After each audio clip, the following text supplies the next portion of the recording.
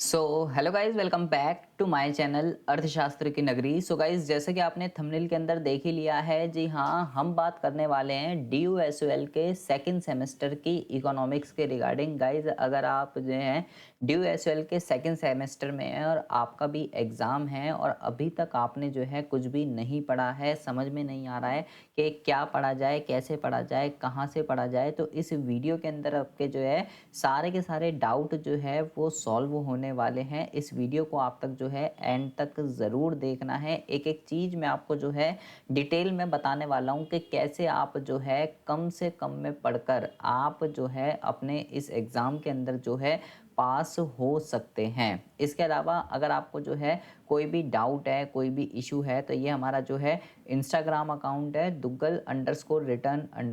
आप जो है मुझे फॉलो कर सकते हैं और आपका जो भी क्वेरी, आपका जो भी डाउट है, वो जो है मुझे इंस्टाग्राम पे फॉलो कर जो है पूछ सकते हैं।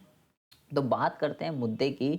मुद्दा ये है कि भाई, जैसे कि आप जानते ही हैं कि एग्ज़ाम जो है वो बहुत ही ज़्यादा करीब आ चुके हैं। अभी तक बच्चों ने जो है कुछ भी नहीं पढ़ा है, समझ में नहीं आता कि कहाँ से पढ़ा जाए। हिंदी कंटेंट जो है मिलने में बहुत ज़्यादा जो है दिक्कत होती है। ठीक है, तो ये आपकी बुक है और CBSE ने जो है CBSE ने जो है अभी तक जो है आपका जो है सॉरी DUSOL ने जो है अभी तक जो है आपका हिंदी में जो है बुक्स इसकी अवेलेबल नहीं है उसकी वेबसाइट पे। ठीक है, तो इंग्लिश में ही अवेलेबल है। बट आपको जो है टेंशन लेने वाली बात कोई भी नहीं है। आपको सारा कंटेंट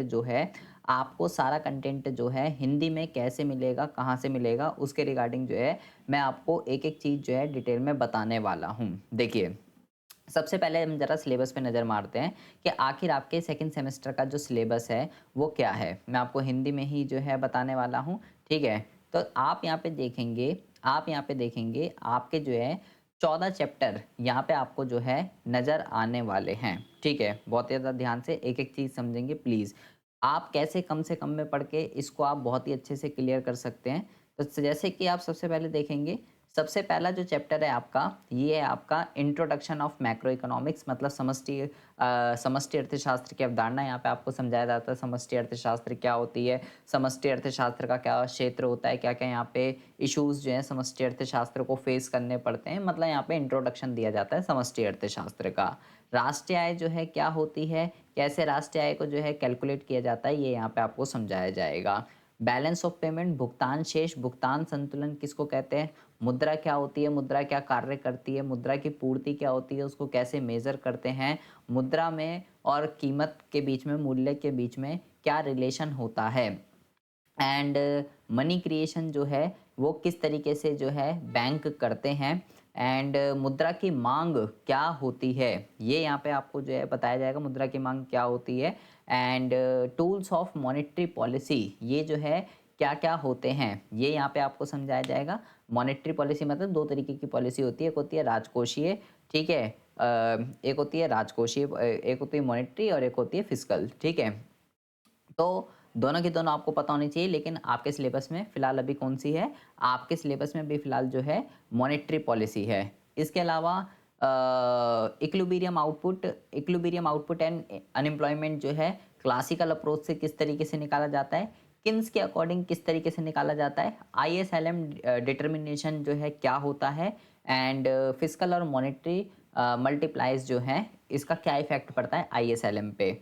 ये 14 चैप्टर आप यहाँ पे देखने के लिए मिलते हैं। देखिए, जैसे कि मैंने आपको 14 के 14 चैप्टर दिखाए। आप ये देख रहे होंगे कि यार ये सारे के सारे चैप्टर्स जो हैं मेनली इसमें से आप ये समझ लीजिए कि इसमें से आपने 80% सिलेबस जो है ना, 80% सिलेबस आपने जो है ऑलरेडी क्लास 12th के अंदर जो है वो पढ़ रखा है। 80% सिलेबस आप 12th के अंदर पढ़कर आ चुके हो। आप अगर आपके पास क्लास 12th में इकोनॉमिक्स थी, तो आपका जो है ये समझ लीजिए आपको जो है कुछ पढ़ने की ज़रूरत ही नहीं है। अगर आपने 12th में सीरियस पढ़ा है, आपने 12th में पता है कि इकोनॉमिक्स क्या थी।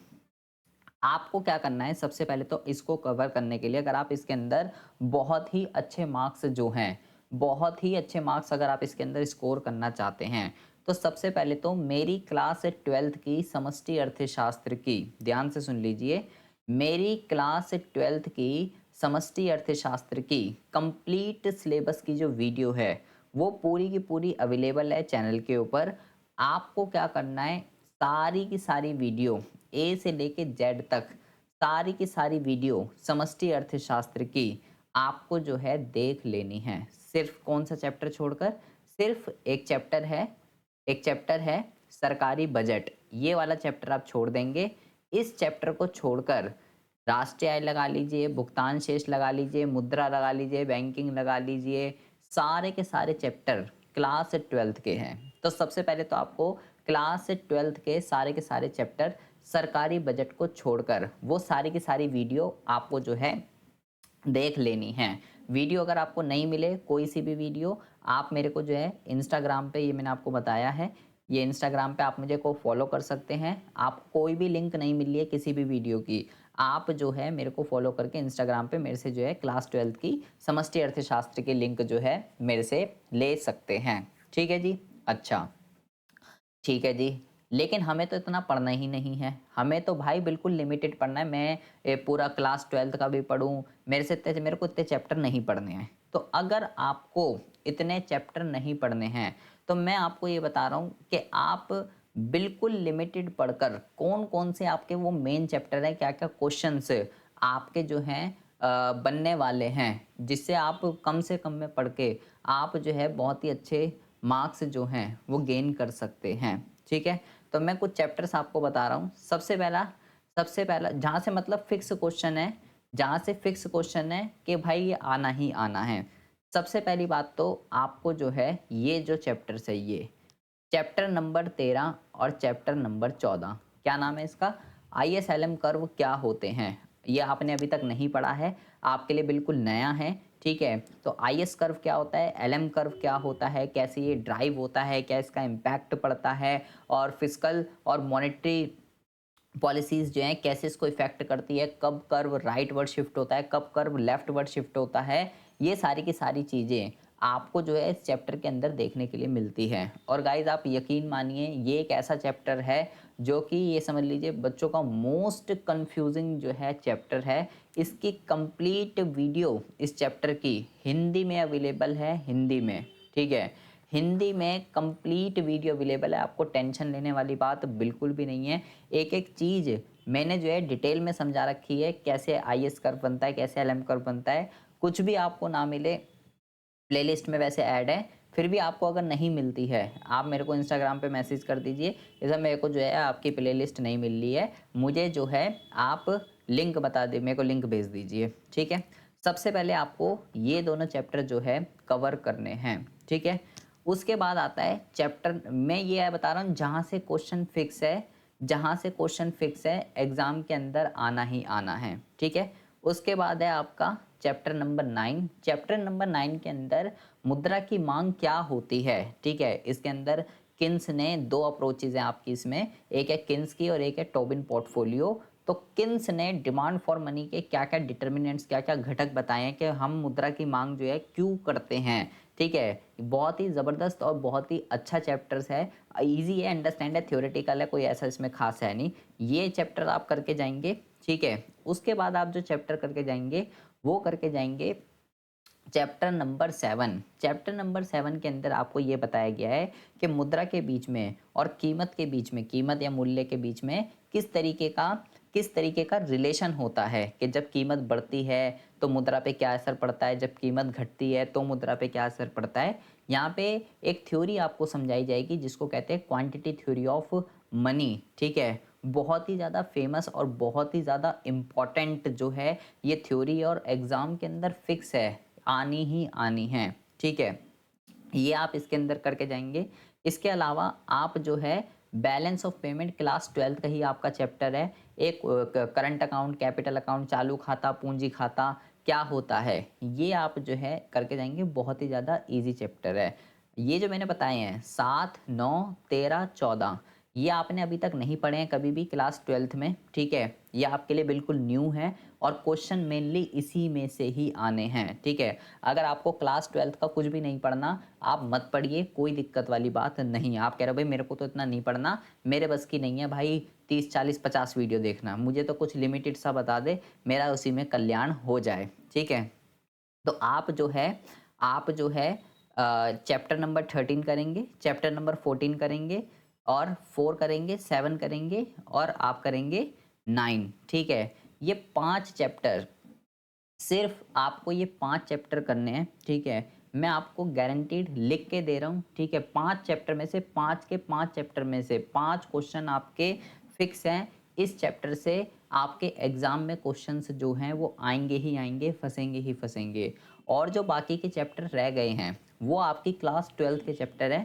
मैं ये नहीं कह रहा उसमें से क्वेश्चन नहीं आएँगे, उसमें से भी आपसे एग्ज़ाम में जो है क्वेश्चन पूछे जाएँगे, ठीक है। बट बहुत ही ज़्यादा कम चांस हैं कि इससे क्वेश्चन आए और बहुत ज़्यादा मार्क्स में आए। जो ज़्यादा मार्क्स के क्वेश्चन आएँगे वो आपके चैप्टर नंबर 4, 7, 9 और 13, 14 यही आपके चैप्टर्स हैं।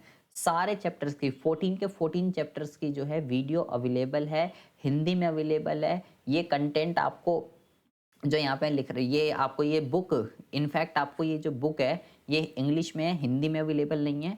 कोई दिक्कत वाली बात नहीं है। आप जो है क्लास 12th की आप जो है क्लास 12th की बुक उठा सकते हैं। आपके पास अगर क्लास 12th की बुक नहीं है, तो ये जो चैप्टर्स मैंने आपको बताए हैं कि भाई 7, 9, 13, 14 ये तो आपकी 12th की बुक में नहीं होंगे, ठीक है। तो आप जो है इसका कंप्लीट हिंदी में बुक जो है मेरे पास अवेलेबल है, हिंदी में नोट्स अवेलेबल है, ठीक है। आप जो है मेरे से ले सकते हैं कि सर मेरे को जो है समष्टि अर्थशास्त्र की बुक भेज दीजिए, मेरे को हिंदी में जहाँ से ये चैप्टर्स मेरे को कवर करने हैं, ठीक है। लेकिन जब पहले आपको वीडियो ही देखनी पड़ेगी, सीधा नोट से पढ़कर आपको कुछ भी समझ में अल्ले-पल्ले कुछ भी नहीं पड़ने वाला है। ठीक है जी? अच्छा, अब मैं आपको बताने वाला हूँ कि भाई चैप्टर वाइज़ पढ़ना तो है, ये चैप्टर तो मैंने आपको समझ में आ गया कि ये 5 चैप्टर पे आपको मेन फ़ोकस करना है और आपको क्लास 12th की वीडियो बाद में ही देखनी है, पहले ये 5 चैप्टर्स आपको कवर करने ही करने हैं, ठीक है? अब मैं आपको चैप्टर वाइज़ हिंदी में बताने वाला हूँ कि आपको क्या-क्या पढ़ना है। जैसे कि समष्टि अर्थशास्त्र की अवधारणा, यहाँ पे आपको सबसे पहले इकोनॉमिक्स क्या होती है, माइक्रो, मैक्रो, समष्टि, व्यष्टि क्या होता है, माइक्रो किस चीज़ का स्टडी करता है, मैक्रो किस चीज़ की स्टडी करता है, इसका स्कोप क्या है, ये आपको बताया जाएगा। तो यहाँ से आपको सबसे पहले एक क्वेश्चन करना है जो कि एग्जाम में रिपीटेड क्वेश्चन है, बहुत बारी आता है एग्जाम के अंदर। वो है some major issue of macro economics, समष्टि अर्थशास्त्र के मुद्दे क्या क्या हैं, क्या क्या यहाँ प्रॉब्लम जो है किन किन प्रॉब्लम्स पे जो है समष्टि अर्थशास्त्र बात करता है। सबसे पहले आपको जो है ये क्वेश्चन पढ़ के जाना है, ठीक है। हिंदी में पूरा का पूरा अवेलेबल है, वीडियो इसकी अवेलेबल है, ठीक है। नोट्स अवेलेबल हैं, टेंशन लेने वाली बात कुछ भी नहीं है, ठीक है। तो सबसे पहले आपको ये पढ़ना है समष्टि अर्थशास्त्र के मुद्दे। टिक लगा लीजिए या लिख लीजिए कहीं पे भी, आपको ये क्वेश्चन पढ़ के ही जाना है। इसके अलावा आपको यहाँ से पहले चैप्टर से इसके अलावा आपको यहाँ पे कुछ भी नहीं पढ़ना है, ठीक है। उसके बाद आ जाइए उसके बाद आ जाइए पहले चैप्टर से आपको और कुछ भी नहीं पढ़ना है, ठीक है। उसके बाद आ जाइए आपका चैप्टर नंबर 2। देखिए चैप्टर नंबर 2 जो है कंप्लीट क्लास 12th का चैप्टर है। यहाँ पे आपको जीडीपी क्या होती है, कैसे कैलकुलेट करते हैं, जीडीपी डिफ्लेटर क्या होता है, कंज्यूमर प्राइस इंडेक्स क्या होता है, जीएनपीए, सारी की सारी चीज़ें ये आपको जो है बताई जाएंगी, ठीक है। मैं आपको रिकमेंड करूँगा कि आप जो है आपको यहाँ से जो है कंप्लीट क्लास 12th का है, सारी क्लास 12th की वीडियो देख लीजिए, ठीक है। इस आपको इसके अंदर से जो टॉपिक जो आपको मेन जो टॉपिक पढ़ने हैं वो मैं आपको बता रहा हूँ। सबसे पहले आपको टॉपिक पढ़ना है रियल जीडीपी और नॉमिनल जीडीपी, ठीक है। मौद्रिक जीडीपी और वास्तविक जीडीपी क्या होती है, सबसे पहले आपको ये टॉपिक इसके अंदर करना है, ठीक है। मोस्ट इंपॉर्टेंट टॉपिक है रियल जीडीपी और नॉमिनल जीडीपी, ठीक है। इसके अलावा आपको इसके अंदर जो टॉपिक पढ़ना है ये सारी की सारी चीज़ें आपको क्लास 12th की मिल जाएंगी। आपको फिलहाल अभी ये सब चीज़ें न्यूमेरिकल क्वेश्चन आना है इसका, आपको इसमें कुछ नहीं पढ़ना। रियल और नॉमिनल जीडीपी पढ़ेंगे सबसे पहले, ठीक है। इसके अलावा आप यहाँ पे पढ़ेंगे नेट एक्सपोर्ट फंक्शन, ठीक है। शुद्ध निर्यात फलन जो है ये क्या होता है, ये आप इसके अंदर पढ़ेंगे, ठीक है। आय का चक्रीय प्रवाह, 2 sector model, 3 sector model, 4 sector model, सारी वीडियो अवेलेबल है, सारी की सारी वीडियो बना रखी है। तो आय का चक्रीय प्रवाह 12th का ही है। आपको सबसे पहले मैं 2-3 टॉपिक बता रहा हूँ। आय का चक्रीय प्रवाह पढ़ना है, नेट एक्सपोर्ट फंक्शन पढ़ना है और रियल और नॉमिनल जीडीपी, ठीक है। और इसमें आपको कुछ भी नहीं पढ़ना है। दूसरे चैप्टर से ही कुछ नहीं पढ़ना, जीएनपी, एनएनपी, पीआई, एनआईडीआई ये कुछ नहीं पढ़ना आपको, ठीक है। न्यूमेरिकल क्वेश्चन आना है तो इसका न्यूमेरिकल क्वेश्चन सीधा हम बात करेंगे, ये कुछ नहीं पढ़ना, ये कंप्लीट आप इसको जो है यहाँ से छोड़ दीजिए। सिर्फ 3 क्वेश्चन मैंने यहाँ से बताए हैं आपको कि भाई ये 3 क्वेश्चन जो है आप अच्छे से कर लीजिएगा, ठीक है जी। उसके बाद हम बात करते हैं थर्ड चैप्टर की। थर्ड चैप्टर के अंदर आप देखेंगे पहले आपको नेशनल इनकम की कंप्लीट थ्योरी जो है पहले आपको नेशनल इनकम की बताई जाएगी। सारा हिंदी में अवेलेबल है, क्लास 12th की बुक भी आप इससे जो है क्लास 12th की बुक जो है यहाँ से भी आप उठा सकते हो, ठीक है। उसके बाद हम बात करते हैं चैप्टर नंबर 3 की, नेशनल इनकम और नेशनल प्रोडक्ट। यहाँ पे आपको नेशनल इनकम कैसे निकाली जाती है, उत्पाद विधि, आय विधि, व्यय विधि, सारे के सारे मेथड्स हैं, ठीक है। तीनों के तीनों मेथड देखिए भाई, एक वीडियो सिंगल वीडियो अवेलेबल है मेरी, 3 घंटे की वीडियो है जिसमें उत्पाद विधि, आय विधि और व्यय विधि ये क्या होती है, कैसे इसको कैलकुलेट करते हैं, नेशनल इनकम को कैसे कन्वर्जन होती है, कैसे चीज़ें निकलती हैं, सारी की सारी चीज़ें मैंने इसमें आपको बता रखी है। इस चैप्टर से आपको कुछ भी नहीं पढ़ना है, ठीक है, कुछ भी नहीं पढ़ना है। ये न्यूमेरिकल का चैप्टर है, ठीक है, ये न्यूमेरिकल का चैप्टर है। तो न्यूमेरिकल की चीज़ें एक ही वीडियो है, ना मिले मेरी वीडियो, अगर न्यूमेरिकल की वीडियो ना मिले मेरे को जो है इंस्टाग्राम पे बोल दीजिएगा सर मेरे को, जो आपकी एक ही वीडियो है 3 घंटे की जिसमें सारे आपने न्यूमेरिकल करा रखे हैं नेशनल इनकम के, वो आप मेरे को दे दीजिए, मैं जो है उससे अपना नेशनल इनकम कवर कर लूँगा। इसमें से आपको कुछ भी नहीं पढ़ना है, ठीक है। एक वीडियो देखने उससे आपका जो है काम हो जाएगा, ठीक है। यहाँ पे कंप्लीट आपको जो है कंप्लीट कैसे आय विधि, व्यय विधि, उत्पाद विधि कैसे क्या होती है, ये सारी की सारी चीज़ें आपको जो है यहाँ पे बताई गई हैं, ठीक है जी। अच्छा, ये तो अभी तक आपका सारा क्लास 12th का ही जो है ये सारा आपका क्लास 12th का जो है ये आपका सारा चल रहा है, ठीक है। और क्या-क्या सावधानियाँ बरतनी चाहिए, क्या-क्या प्रॉब्लम्स आती है आय विधि में, व्यय विधि में, उत्पाद विधि में, ठीक है, दोहरी गणना की समस्या क्या होती है, सब क्लास 12th का है, ठीक है। तो यहाँ से आप पूरा इसको छोड़ देंगे, कुछ नहीं पढ़ेंगे, क्लास 12th की वीडियो बस एक देख लेंगे न्यूमेरिकल की, ठीक है। अच्छा, उसके बाद आते हैं हम बैलेंस ऑफ पेमेंट, भुगतान शेष या भुगतान संतुलन। क्लास 12th का आपका चैप्टर है। बिल्कुल सिंपल बहुत ही छोटा और फिक्स क्वेश्चन है, एग्जाम में आना ही आना है। आपको यहाँ पे पढ़ाया जाएगा चालू खाता क्या होता है, पूंजी खाता क्या होता है, बीओपी और बीओटी में क्या डिफरेंस होता है, बैलेंस ऑफ पेमेंट जो है क्यों डिसइक्विलिब्रियम होता है और उसको कैसे जो है ठीक किया जाएगा। कंप्लीट क्लास 12th का चैप्टर है, कोई एक्स्ट्रा टॉपिक नहीं है, कुछ नहीं है, सारा का सारा आप क्लास 12th से कवर कर सकते हैं। और मोस्ट इंपॉर्टेंट चैप्टर है, क्वेश्चन फिक्स है, ये मैंने आपको मेन चैप्टर में बताया है कि यहाँ से एक क्वेश्चन फिक्स है, एग्जाम में आना ही आना है, ठीक है। मेन क्वेश्चन क्या बनता है आपका, चालू खाता और पूंजी खाता क्या होता है उसके घटक बताइए, और ये बैलेंस ऑफ पेमेंट डिसइक्विलिब्रियम क्यों होता है, ठीक है। तो 2 ही टॉपिक है इसके अंदर, आपको ये पूरा पढ़ना पड़ेगा, कोई ऑप्शन नहीं है। एक ही वीडियो में कंप्लीट चैप्टर है, आप उसको देख सकते हैं, ठीक है। लेकिन क्वेश्चन ये फिक्स है, ये मेन चैप्टर है आपका, सबसे पहले आपको ये समझ लीजिए यही करना है, क्योंकि मैंने आपको जो पहले 5 चैप्टर बताए हैं सबसे पहले उस पर फोकस करिएगा कि भाई मैं ये चैप्टर जो है अपने कवर कर लूँ, ठीक है। उसके बाद हम बात करते हैं मुद्रा की, ठीक है। मुद्रा के अंदर आपको जो पढ़ना है, मुद्रा क्या होती है और मुद्रा के फंक्शंस आप पढ़ेंगे, बाकी और कुछ नहीं पढ़ना। कि मुद्रा के टाइप क्या होते हैं, जैसे मुद्रा के टाइप में सिर्फ एक दो टाइप होते हैं जो बहुत ज़्यादा इंपॉर्टेंट होते हैं। और मुद्रा क्या होती है, मुद्रा के फंक्शन 4 फंक्शन होते हैं, ठीक है, 2 कैटेगरी में होते हैं, तो बस वो पढ़ लीजिएगा। टाइप की अगर मैं बात करूँ, जैसे यहाँ पे डेफिनेशन दे रखी है, ठीक है, ये फंक्शन आ गए आपके सारे के सारे, ये फंक्शन आ गए, ये सारे पढ़ने हैं, ये इंपॉर्टेंट है, ठीक है, यही आना है इसके अंदर से और कुछ भी नहीं आना। तो मुद्रा के फंक्शन आपको ज़रूर पढ़ के जाने हैं, इम्पोर्टेंस जो है छोड़ दीजिएगा, इम्पोर्टेंस कुछ भी आपको नहीं पढ़नी है। बस मुद्रा क्या होती है और मुद्रा के कार्य, ठीक है, और कुछ भी इसमें आपको नहीं पढ़ना। क्लास 12th का चैप्टर है, 12th वाले से कर सकते हैं। मेजर ऑफ मनी सप्लाई, मुद्रा की पूर्ति, क्लास 12th का चैप्टर है, ठीक है। कैसे कैसे इसको मेज़र किया जाता है और कंपोनेंट क्या क्या होते हैं, जैसे कि यहाँ पे आपको बताया जाएगा कि भाई M1 घटक क्या होता है, M2 घटक क्या होता है, M3 क्या होता है, M1 M2 M3, ये सारी की सारी चीज़ें आपको जो है यहाँ पे बताई जाएंगी। ये M1 M2 M3 M4 complete class 12th का है, कंप्लीट आप इसको पढ़िए, ठीक है, कंप्लीट आप इसको पढ़िए। और ना भी पढ़ के जाओ तो कोई दिक्कत वाली बात नहीं है, इतना इम्पोर्टेंट ये चैप्टर नहीं है, आप इसको छोड़ सकते हो। क्वेश्चन आने के चांस बहुत ज़्यादा कम है, लेकिन मुद्रा वाला ज़रूर पढ़ना है। मुद्रा मुद्रा और उसके कार्य, ठीक है, ये आप छोड़ना चाहते हो, ये आप छोड़ सकते हो, कोई दिक्कत वाली बात नहीं है। उसके बाद जैसे क्वेश्चन देखिए यहाँ पे क्या बनता है, define money supply and what it's component, इसके घटक क्या होते हैं एंड क्या क्या मेथड हैं, क्या क्या मेथड्स हैं मनी सप्लाई को मेजर करने के। बट इतना इंपॉर्टेंट नहीं है, इसको छोड़ सकते हो, ये कंप्लीट चैप्टर आप छोड़ सकते हो।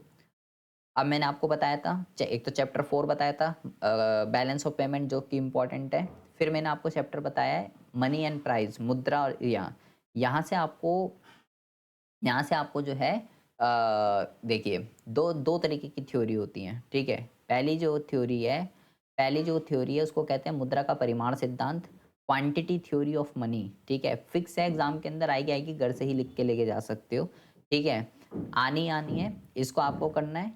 एंड क्या क्या होती है क्वांटिटी थ्योरी ऑफ मनी, क्या इसके अंदर बताया गया है, ये सारी की सारी चीज़ें आप पढ़ेंगे। इसके अलावा दूसरी जो है वो है इनकम एंड एक्सपेंडिचर अप्रोच, ठीक है। ये दोनों में से एक फिक्स है, लेकिन सबसे ज़्यादा चांस जो है वो क्वांटिटी थ्योरी ऑफ मनी के हैं, ठीक है। इनकम एंड एक्सपेंडिचर अप्रोच के जो चांसेस हैं वो बहुत ज़्यादा कम हैं, ठीक है। क्वांटिटी थ्योरी ऑफ मनी के सबसे ज़्यादा चांस है, लेकिन पढ़ के आप दोनों ही जाएंगे। फिक्स है, एग्जाम में आनी है, घर से ही लिख के लेके जा सकते हैं, गारंटेड दे रहा हूँ, इससे क्वेश्चन आएगा ही आएगा। Credit creation, bank money creation कैसे करते हैं, क्लास 12 का टॉपिक है। कमर्शियल बैंक मनी क्रिएशन जो है कैसे करते हैं, मनी मल्टीप्लायर क्या होता है, कि CRR SLR रेपो रेट कैसे, रिजर्व कैसे, कितना पैसा यहाँ पे आप देखेंगे, कैसे बैंक 1 लाख रुपए, जैसे यहाँ पे आप देखेंगे मनी क्रिएशन कैसे चलती है। 1 लाख रुपए आए थे, ठीक है, फिर 20,000, फिर 20,000 रिजर्व में रख के 80,000 लोन में दे दिए। तो ये सब कैसे चलता है, ये सब कैसे चलता है, इसकी कैलकुलेशन कैसे होती है, क्लास 12th में भी आपने पढ़ा था, यहाँ पर भी है, ठीक है। First stage, second stage, third stage complete आपको यहाँ पे बताया गया है। इससे आप कुछ नहीं पढ़ना, क्लास 12th का देखेंगे कमर्शियल बैंक मनी क्रिएशन किस तरीके से करते हैं। एक ही टॉपिक है सिंपल सा, विद एग्जांपल आपको समझाना है तालिका बनाकर कि कैसे मनी क्रिएशन होती है, कब प्रोसेस रुकता है, कैसे इसकी एक्सप्लेनेशन होती है, यहाँ पे आपको बताया गया है। तो कंप्लीट ये जो टेबल है ना, ये पहले 1 लाख रुपए जमा करे बंदे ने, 20,000 रिजर्व में रख के 80,000 लोन में दे दिए, फिर 80,000 सेकंड उसमें आ गए, सेकेंडरी डिपॉजिट बन गई ये, फिर 16,000 रिजर्व में रखे, ठीक है। कितना चल रहा है ये, 20% है कैश रिजर्व, ठीक है। 16 रिजर्व में रख के 64 लोन में दे दिए, फिर इसका 20% लोन में रखा। तो ये प्रोसेस ऐसे चलता रहता है, कब तक चलेगा, कब रुकेगा, कैसे ये मनी क्रिएशन होती है, कैसे टेबल बनी है। क्लास 12 की वीडियो है, इम्पॉर्टेंट है एग्जाम के पॉइंट ऑफ व्यू से, इसको जो है आप पढ़ के जाएंगे, विद एग्जाम्पल आती है, ठीक है। और इसकी सीमाएँ क्या हैं? सीमाएँ भी पढ़ के जाएँगे, ठीक है। मनी क्रिएशन क्या होती है? मनी क्रिएशन क्या होती है? कैसे, विद उदाहरण बताइए, और उसकी लिमिटेशन। इसी से आप मुद्रा गुणक, यहाँ पे एक टॉपिक आएगा, मनी मल्टीप्लायर, ठीक है। सब आपने ये 12th में पढ़ रखा है, मनी मल्टीप्लायर क्या होता है, ठीक है। बस यहाँ पे थोड़ा एडवांस में आपको जो है बताया गया है। छोड़ना चाहते हो मनी मल्टीप्लायर, छोड़ सकते हो, कोई दिक्कत वाली बात नहीं है, ठीक है। आप बस मनी क्रिएशन कैसे होती है कमर्शियल बैंक वो पढ़ सकते हो। इसके अलावा demand for money and it's determinants, ये मैंने आपको चैप्टर मोस्ट इंपॉर्टेंट टॉपिक के अंदर बता रखा है। दो तरीके की थ्योरीज हैं, देखिए, Keynes theory of demand of money और टोबिन पोर्टफोलियो, दो हैं, दोनों की दोनों पढ़ के जानी है भाई। किन्स ने मुद्रा की मांग हम क्यों करते हैं, क्या क्या बताए हैं इसने कंपोनेंट, और टोबिन पोर्टफोलियो थ्योरी क्या होती है। फिक्स है मेरे भाई, घर से लिख के लेके जा सकते हो, लिखवा लीजिए अभी आप मेरे से, एक ना एक थ्योरी एग्जाम के अंदर आनी ही आनी है। तो आप इसको बहुत ही अच्छे से जो है पढ़ के जाएंगे। जब आप ISLM कर रहे होंगे तो किन्स की डिमांड फॉर मनी आपकी वहीं से कवर हो जाएगी, ठीक है। दोनों की दो थ्योरी हैं, ये कंप्लीट आपको मेरे भाई पढ़ के जानी है, ठीक है। टोबिन के अंदर टोबिन के अंदर ग्राफ हैं, और उसमें ऐसा कोई ग्राफ वगैरह नहीं है किन्स वाली के अंदर, ठीक है। टोबिन के अंदर ग्राफ आएंगे, ठीक है। इसके अलावा ये दोनों इन चैप्टर को सबसे पहले प्रायोरिटी पे रखना है, जो मैंने 5 चैप्टर आपको बताए हैं, ठीक है। उसके बाद हम बात करते हैं tools of monetary policy. Class 12th का आपका चैप्टर है, ठीक है? क्लास 12th का आपका चैप्टर है कंप्लीट, ठीक है? एक होती है राजकोषीय नीति, एक होती है मौद्रिक नीति। तो मौद्रिक नीति के टूल्स जो हैं क्या-क्या होते हैं, यहाँ पे आपको पढ़ाया जाएगा। CRR, SLR, repo rate, bank rate, reserve repo rate and margin requirements, ये सब चीज़ें क्या होती हैं, ठीक है? ये सब चीज़ें यहाँ क्या होती हैं देखिए, यहाँ पे आपको पढ़ाया जाएगा टूल्स के अंदर, यहाँ पे आपको पढ़ाया जाएगा टूल्स के अंदर इतना यहाँ ये देखिए, ये रहा, ये यहाँ पे आप देखेंगे ये सारा लिखा हुआ है, यहाँ पे आपका सारा लिखा हुआ है कि ये देखेंगे आप CRR, SLR, market open market operation, ये सब भाई चीज़ें क्या होती हैं, ये टूल्स हैं। ये टूल्स हैं मौद्रिक नीति के। तो क्लास 12th में भी आपने पढ़े थे कैसे आरबीआई इसको यूज़ करता है, कब इनको बढ़ाता है, कब इनको घटाता है, कैसे एडजस्टमेंट्स होती हैं। ये सारी की सारी वीडियो जो हैं अवेलेबल हैं, हिंदी में अवेलेबल हैं, ठीक है? पढ़ के जाएँगे, इम्पोर्टेंट है। उसके बाद हम बात करते हैं जी classical theory of money. Classical equilibrium and output कैसे डिसाइड होता है, ये आप चैप्टर फिलहाल छोड़ कर जाएंगे, कंप्लीट आप इसको छोड़ दीजिए, इसको आपको नहीं पढ़ना है, ठीक है? समझ में भी नहीं आएगा और आपको इससे क्वेश्चन आने के चांस भी जो है वो बहुत ज़्यादा कम होते हैं। दूसरा आपका जो है वो है किन्स। किन्स की जो है इक्विलिब्रियम आउटपुट, तो किन्स वाला जो है भाई हमने क्लास 12th के अंदर कंप्लीट पढ़ा है। तो आपको क्लास 12th का कंप्लीट वीडियो जो है देख लेनी है, ठीक है? कंप्लीट आपका क्लास 12th में हमने जो किन्स का पढ़ा था, एमपीसी, एमपीएस, एपीसी, एपीएस, ये हमने पढ़ा था क्लास 12th के अंदर, ठीक है? ये पूरा का पूरा पढ़ लेना है। यहाँ पे एक कॉन्सेप्ट है, यहाँ पे एक कॉन्सेप्ट है ऑटोमेटिक स्टेबलाइज़र, ठीक है? मोस्ट इम्पॉर्टेंट है, एग्ज़ाम के अंदर पूछा ही जाता है, ठीक है? मल्टीप्लायर क्या होता है और ऑटोमेटिक स्टेबलाइज़र, ये दोनों टॉपिक बहुत ज़्यादा इम्पॉर्टेंट है, ठीक है? और 2 सेक्टर और 3 सेक्टर इकोनॉमी में कैसे इक्विलिब्रियम डिसाइड होता है, 2 अप्रोच होती हैं, तो कैसे दोनों अप्रोच से ग्राफ बनते हैं, सारी की सारी चीज़ें क्लास 12th वाली हैं। क्लास 12th में हमने 2 सेक्टर पढ़ा था, 3 सेक्टर नहीं था, ठीक है? तो पहले 2 सेक्टर का आप देखेंगे, ठीक है? सारी चीज़ें पहले आपको वही समझाएगा, एडीसी, आईएस क्या होता है, पहले 2 सेक्टर का आप पढ़ेंगे, फिर 3 सेक्टर का पढ़ेंगे, ठीक है? 2 का आपको आता होगा, तो 3 में भी ऐसा कुछ नहीं है, बस गवर्नमेंट आ जाती है, एक कर वो और जुड़ जाता है, ठीक है? तो ऐसा कोई अलग चीज़ नहीं है। अगर आपको एक आता है तो दूसरा भी आपको बहुत आराम से आ जाएगा, ठीक है? इसके अलावा मल्टीप्लायर आपका वही है, निवेश गुणक वगैरह हमने पढ़ा था, ठीक है? 12th वाला ही है, कंप्लीट 12th की वीडियो देख लेनी है आपको इस चैप्टर की, और आपको कुछ भी नहीं करना 12th। और ये ज़रूर पढ़ लीजिएगा ऑटोमेटिक स्टेबलाइज़र, ये पूछा जाता है एग्ज़ाम के अंदर, ये क्या होता है, ठीक है? उसके बाद आते हैं मेरे भाई अगले चैप्टर्स पे।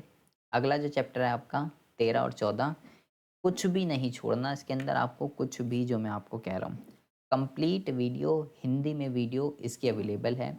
आईएस कर्व क्या होता है, एलएम कर्व क्या होता है, साइमल्टेनियस इक्विलिब्रियम जो है कैसे क्रिएट होता है, फिस्कल पॉलिसी का और मॉनेटरी पॉलिसी का क्या इम्पैक्ट पड़ता है, और आईएसएलएम के न्यूमेरिकल यहाँ दे रखे हैं, ठीक है?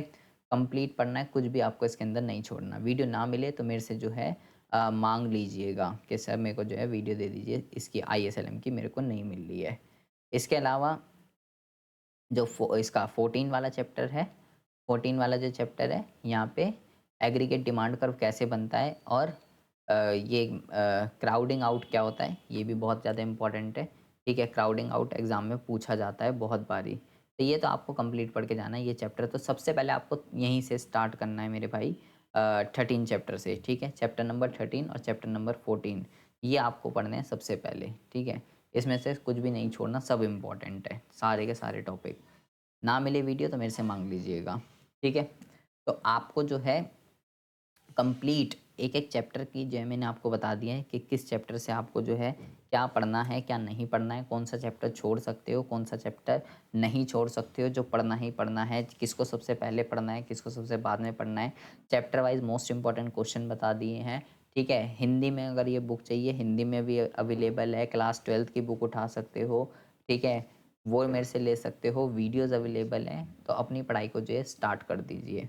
तो मिलते हैं आपसे नेक्स्ट वीडियो में ऐसे इंटरेस्टिंग टॉपिक के साथ। तब तक के लिए have a good day, bye bye, take care.